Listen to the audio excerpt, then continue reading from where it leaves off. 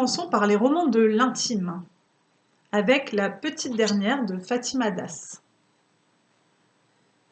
Je m'appelle Fatima Das, je suis la Mazozia, la petite dernière. Voici les premières phrases de ce roman d'autofiction. Chaque chapitre commence par « Je m'appelle Fatima » et donne un élément sur ce qu'elle pense être, qu'on veut qu'elle soit ou sur ce qu'elle est.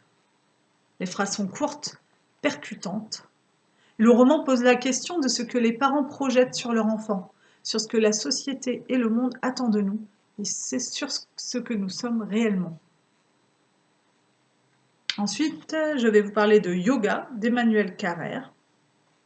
C'est l'histoire d'un livre sur le yoga et la dépression, la méditation et le terrorisme, l'aspiration à l'unité et le trouble bipolaire.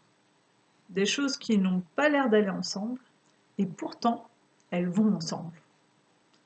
Dans cette autobiographie, Emmanuel Carrère parle de lui, beaucoup, de ce que c'est d'être soi, mais il parle aussi de nous, de vous, du rapport aux autres.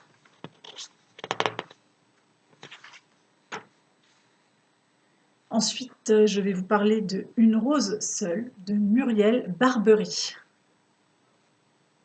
Alors, c'est le récit d'un deuil, avec ses étapes obligatoires, et c'est aussi l'histoire d'une renaissance.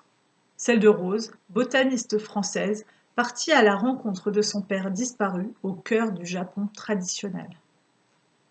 Alors, la fin est attendue, mais le cheminement est beau, pavé de belles rencontres. C'est un court roman initiatique. Le rythme est intéressant car chaque chapitre est ponctué d'un conte zen. Ensuite, continuons dans le deuil et l'absence avec Saturne de Sarah Chiche. Entre l'Algérie et la France, Sarah Chiche raconte avec férocité une enfance hantée par le deuil et dévoile comment, à l'image de son père, elle a failli être engloutie à son tour.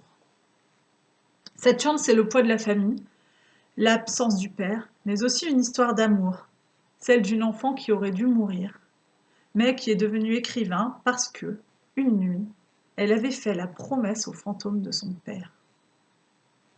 C'est la littérature comme guérison.